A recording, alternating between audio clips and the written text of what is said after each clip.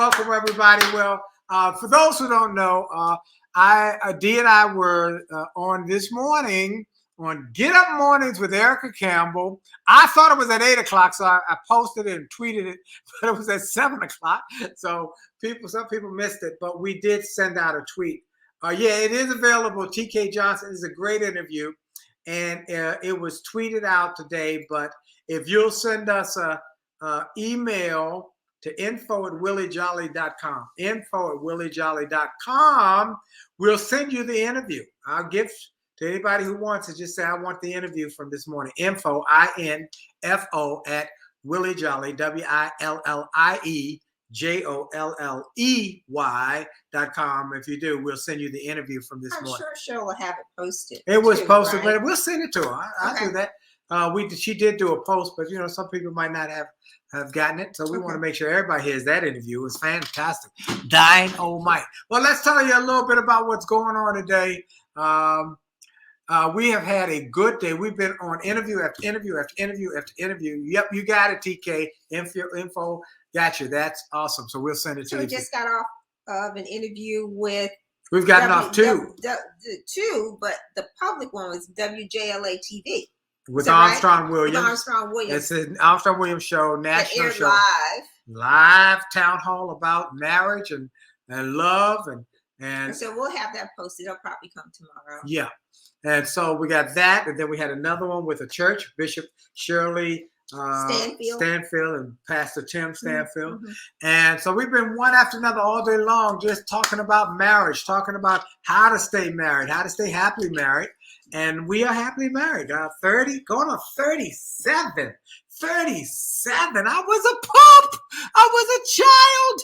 And I'm still married. And happily married. Yeah.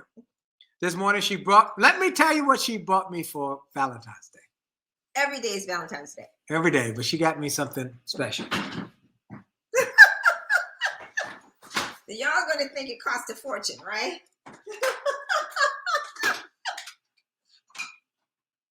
I think last week we talked about. This was my wife got me for Valentine's Day. You don't have to break the bank to make it a special day. But every day should be Valentine's Day. And what is that? This is brand muffins. Organic brand muffins. She knows I love these. And they're hard to find. And so when I came in the office this morning, it was. That's because I had already been to the gym. Yeah. Right? Because I get out about 5:30, between 5:30 and 6. So after I went to the gym, I went in search of brand muffins. And she got me brand muffins and got me to have one card on my desk with my brand muffins and the other card on next to my bed.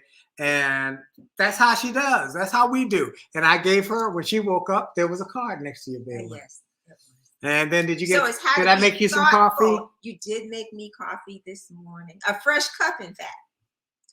Not a pod. No, I brewed it for you. Yes. Brewed it. So folks, these are simple things that we do, but we do it all the time. We don't do it just on Valentine's Day. We don't just get nice. And we were on the interview. You said something profound on the interview with Armstrong.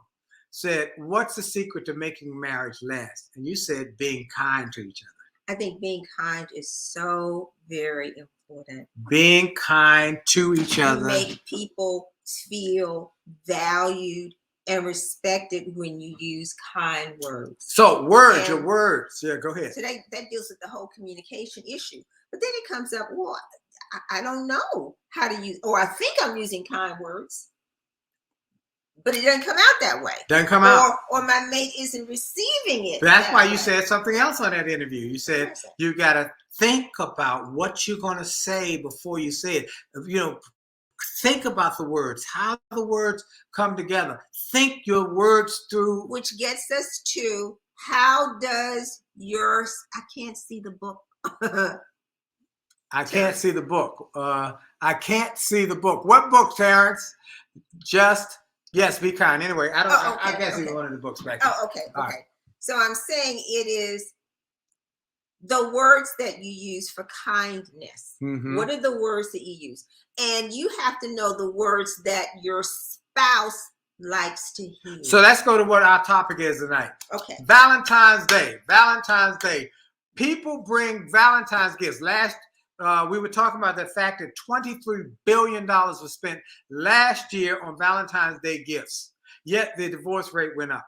Okay. Yet people are still saying in the studies and the research. I'm not happy. I'm not happy with my mate. I'm not happy. What am I going to do? So the specific question for the week is: are you celebrating this Valentine's Day the way your spouse wants to be shown love?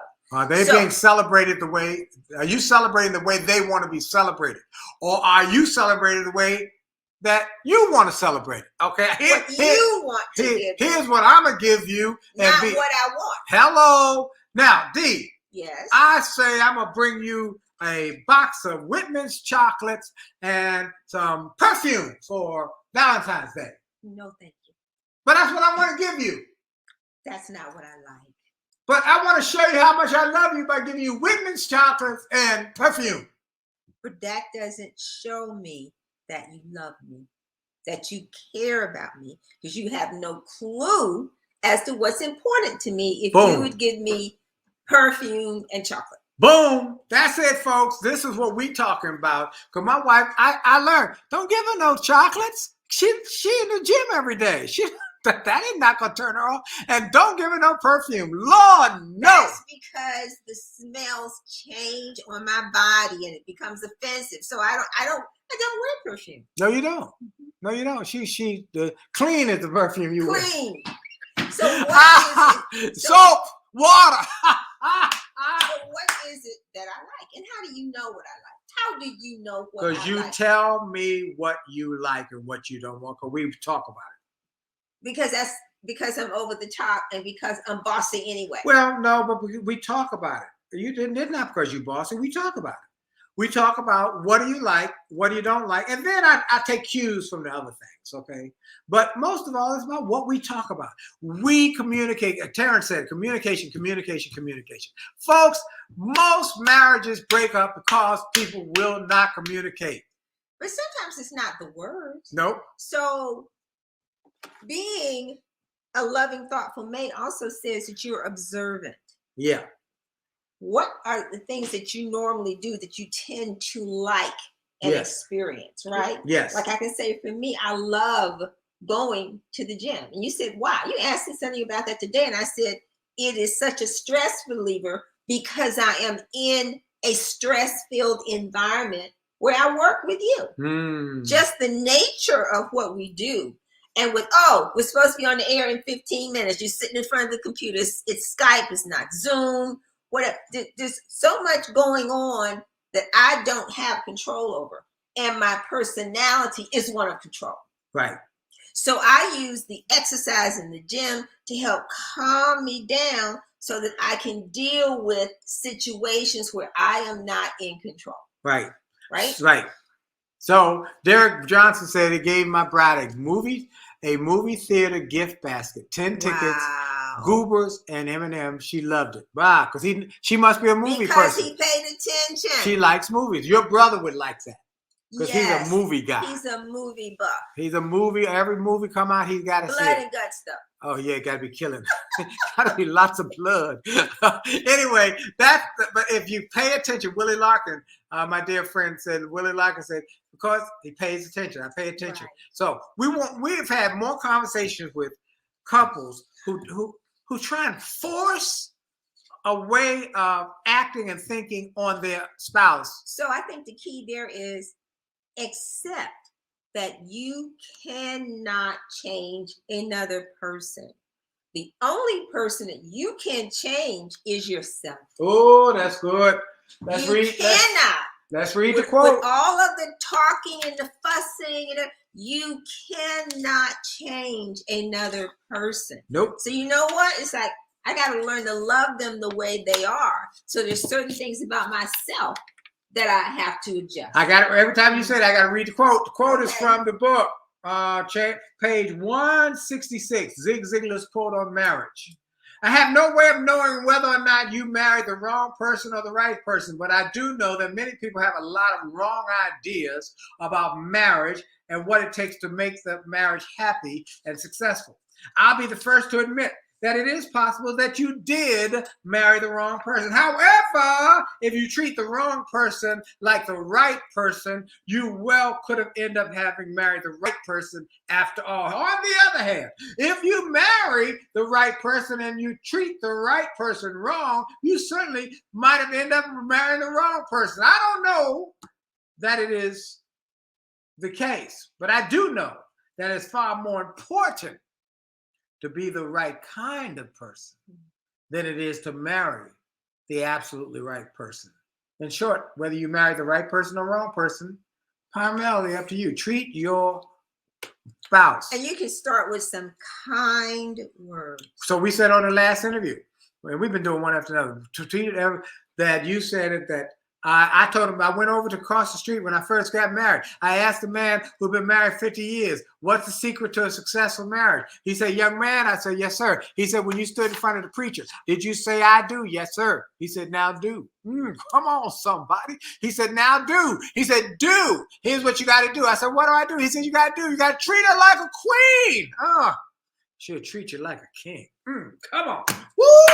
We hot tonight. That's right, Terry. We hot on fire. Fire, fire, fire. Coming down. Hot fire. So let's go back to you treat them like a queen. So what if you have had no role models on how to treat mentors your mate like that's a why queen or a king? What do you do? Yep, you have to get mentors.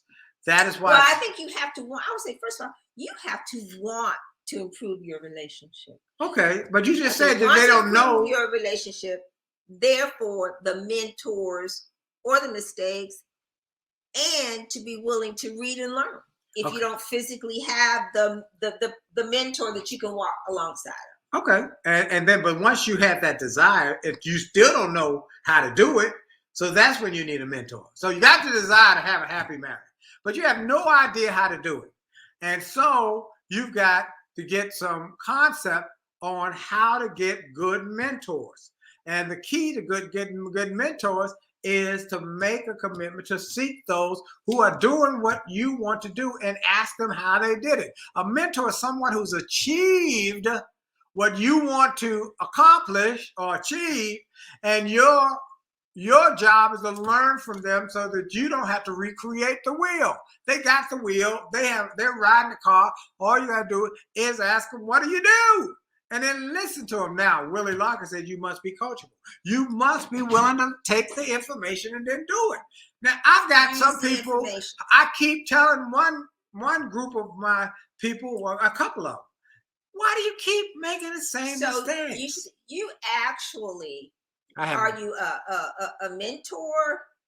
I think you listen more and then give advice that they don't take. Right. Now, some of them have taken it. I got two. Well, I'm talking I've got a couple of about a particular but I got somebody who took it. And we have quite a few who did that. They took the advice when we told them, and then we wrote. Yes. They read the book together. Right. We did what they do exactly. What read the book together.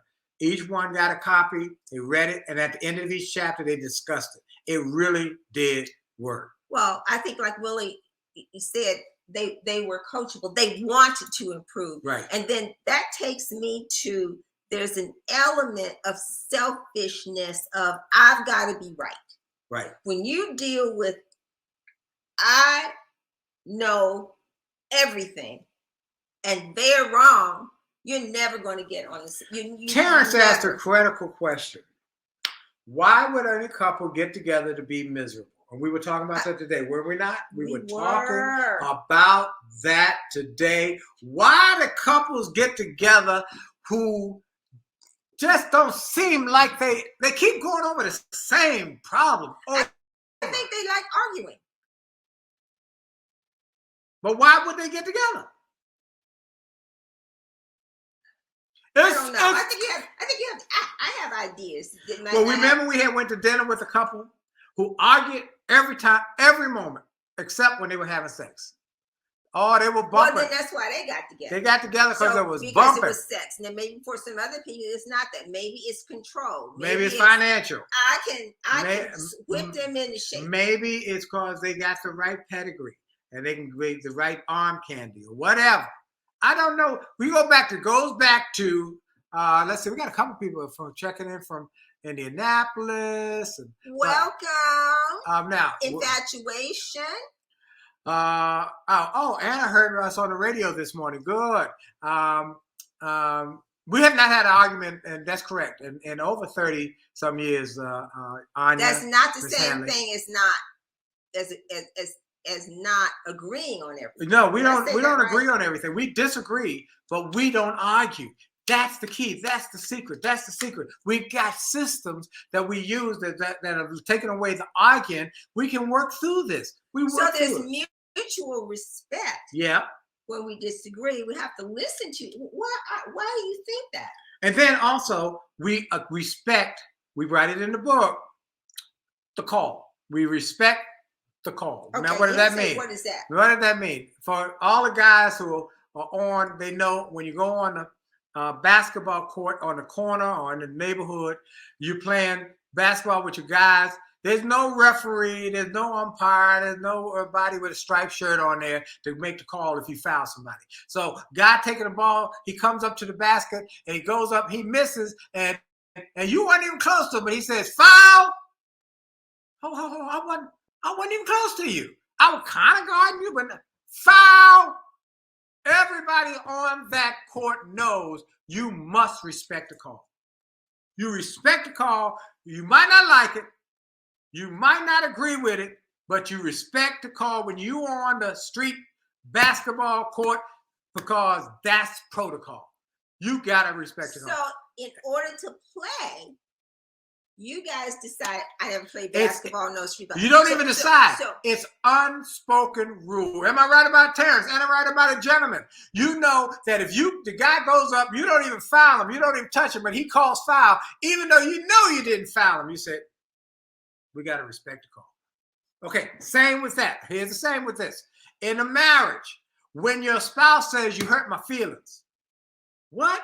You hurt my feelings. You can't say, I didn't hurt your feelings. No, respect the call. Okay, Willie says, do you have a signal for timeout when you disagree? I don't think we have a signal for timeout. We just talk through it.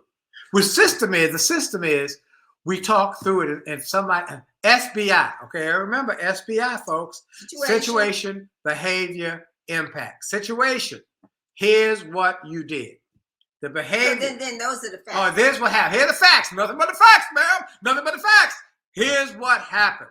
Here was the behavior that was exhibited, or here's what happened in that moment, and here's how it made me feel.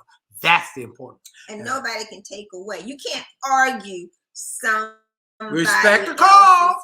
Respect the call. When they say the feelings are hurt, you must tap that. So if you're not respecting the call, that means you're not in play. Come on. Go ahead, girl. Go, Dee. As much as I know. That's good. You're so cute. Thank you, sweetie. Oh, I love that woman. She turns me on. That's right. So Willie, we don't have a timeout. We don't, because we if there's now we will say, I have to think about that. You say that more than I do when I'm trying to you might say, let me think about that and come back to it. Yeah, but we don't argue about it. It's not. No, that's. I just say, let me think. Let me ponder on that. But it's not in an argument situation or something. She says something like, and it's rare, but she'll say, my feelings are hurt. I mean, it's so rare. Once a year, maybe. Now, cause we're at a place and we grooving. We just. Yeah, but it's more. I would say it's more related to the business things because we work together and all these other things. We're so intertwined. I just want to say hello to Mark, Anya, and Mark Hanley are with us. And I believe they're from Indianapolis. My friend Jeffrey Johnson is pastor of the Star, I love Jeffrey Johnson. Eastern Star Church there. And I've been there and speak a lot of times. But they heard us. She heard us on Get Up Mornings with Erica Campbell. And we encourage everybody to go to jollymarriage.com, get 2 copies of the book, one for each of you. Read it together. At the end of each chapter, we have one thing we ask you to do. The question. Go through the question and talk about it. We've had so many couples who said, wow. You might be surprised that your answers are not the same. Wow, we've learned so much about each other by going through the question. It really is profound. Karen Smith is with us. Karen Denise Smith. We got so many. The time is flying tonight because we having fun. It's Valentine's Day. And we got Valentine's. This is our 37th Valentine. Yes. Yeah. Married. I can remember when we'll just say, and I think we said this last week. I was like, when we started dating, I'm like, please, no gifts, no cards. Valentine's Day, birthday. Because we started dating in September. And your birthday was coming up. And I said, please. No card for my birthday. Because I'm thinking, I don't even know how long he's going to be around. So I don't want to make any kind of commitment that I'm going to have to keep, and I don't know how long he's even going to be there. That was my thinking, okay? So she didn't know I had a plan. I had a plan. I was a scheming and working, and I was tweaking how I was going to work this plan. But you know what he did? He developed a friendship. We became best friends.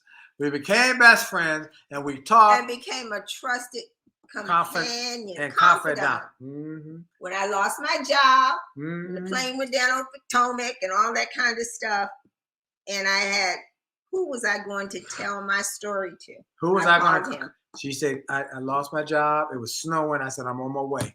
All I did was listen. We walked to the giant food store. She bought food. We cooked. She cooked. We had a meal, and we just talked. We just talked about it. I said, it's going to be all right. What in the world was I going to do with myself? I said, you're going to be all right.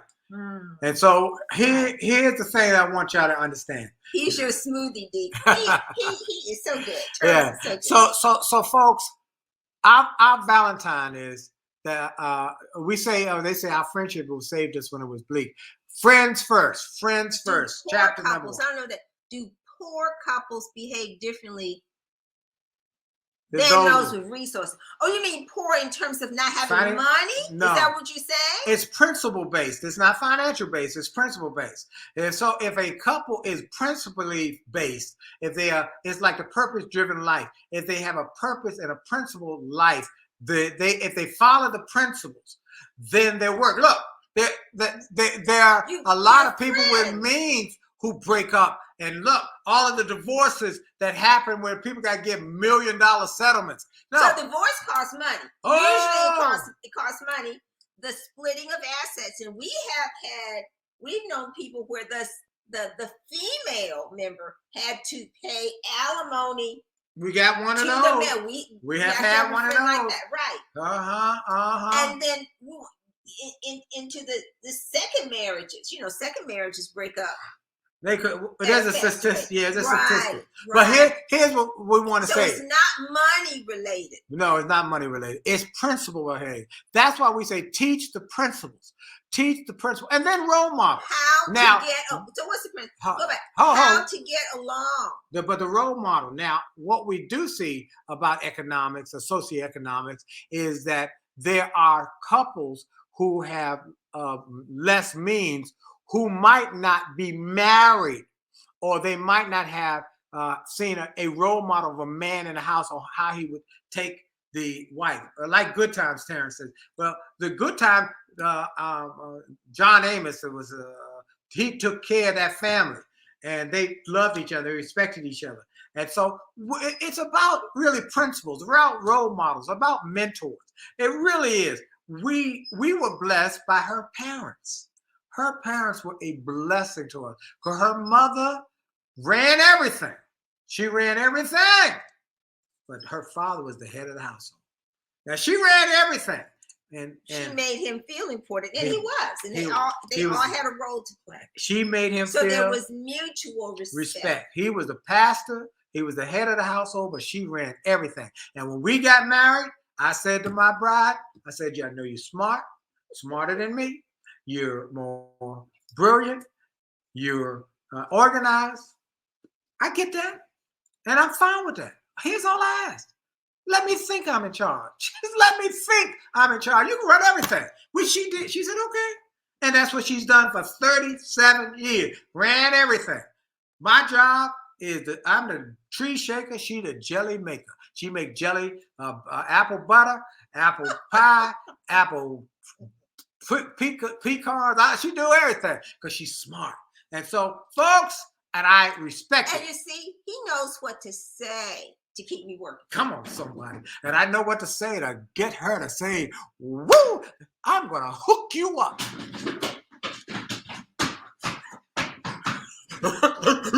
He gave me a sense of humor, which I absolutely did not have. A sunny disposition. Kevin Williams said, thank you. The book was excellent. Thank you, Kevin. Thank you. Thank you. We are so grateful for all the people who've been sharing with us. Our goal this week is to sell 500 copies of that book. We want everybody to go and buy a copy of the book and tell your friends you got to get the book. And then tell your cousins you got to get the Jolley marriage book. The goal is to have a legacy of love. Yeah. A legacy of kindness. A legacy of getting along so we can help to protect and build the next generation. Yeah. So if it's not because you bore a child, but it might be because of your behavior and how you are that is positively affecting the lives of other people. Absolutely. Amen. You got it. It's 9:30. Well, what a quick now. It's gone like you didn't get to any of your stuff, did you? Terrence said it was flying tonight, but we've been on fire tonight. That's the truth. Okay, so right. Invite 3 people next time. Invite 3 people to join us next Monday night. Social media channels are A Jolley Marriage on Instagram, Facebook, and follow us on TikTok. He actually does the TikTok stuff. I have not mastered that yet, but I'm learning more about if you'd like the interview from Erica Campbell's show this morning, just send us an email, info. Or share it with other people. Yeah. Right? Oh, it's a great interview. They can do that? Yeah. They can download it? Yeah, they can take it and share it with all of their folks. info@williejolly.com. We'll send it to you. You put it on your social media, share it with everybody. We want people to be encouraged, inspired. Yes. We wrote the book, and Terrence said we need to do a part 2 of this. We wrote the book to save 1 million marriages. You know what? We didn't even get to, because of course I had done research on why Valentine's Day to begin with. After people spend $23 billion on candy, chocolates, and all this other kind of stuff, and you're still jacked up. But I had done a little bit of history about Valentine's Day, and there are 2 different perspectives on where Valentine's Day came from. One was a priest named Valentine, and the other was a man who was imprisoned. His name was Valentine, and he ended up writing his girlfriend a note, and it said from Valentine, because he ended up being killed behavioral. Oh, that's a good story. Oh, the man got killed. He was in love. They cut his head off. Oh, look, we're gonna give y'all a little treat. Here's a little treat for everybody.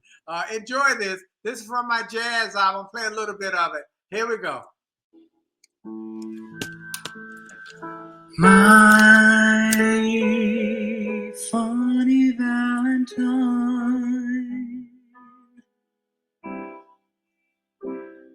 Sweet comic Valentine,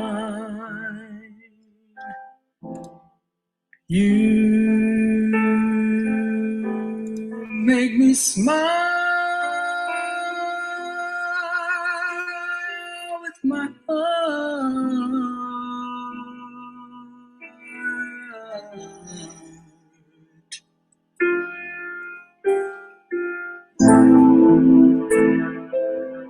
Your looks are laughable.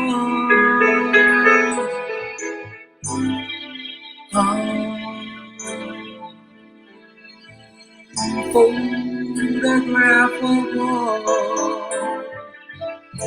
Yeah, you're my favorite work of art.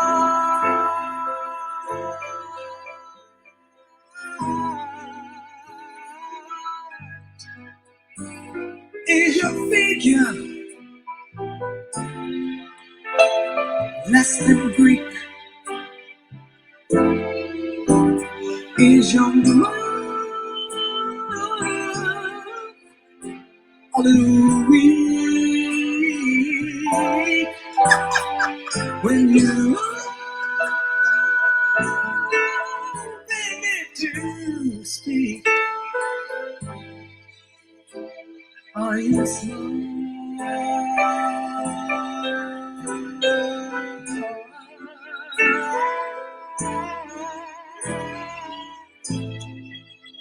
Don't change your hair for me, not if you care for me. Stay, little Valentine. Please stay.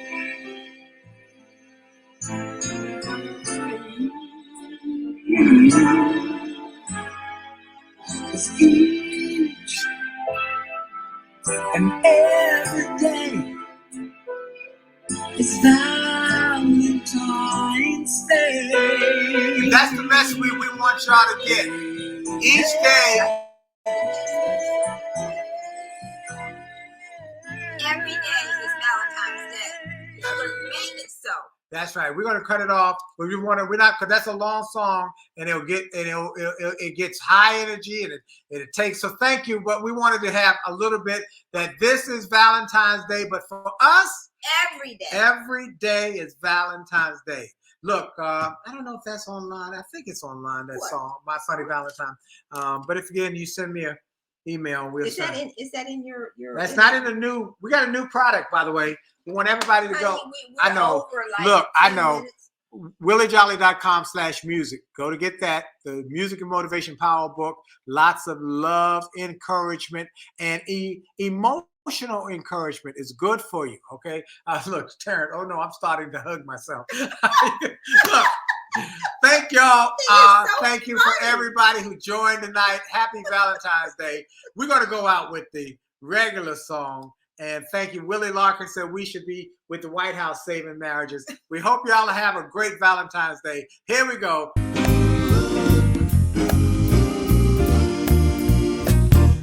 Why do birds suddenly appear every time you are near? Just like me, they long to be close to you.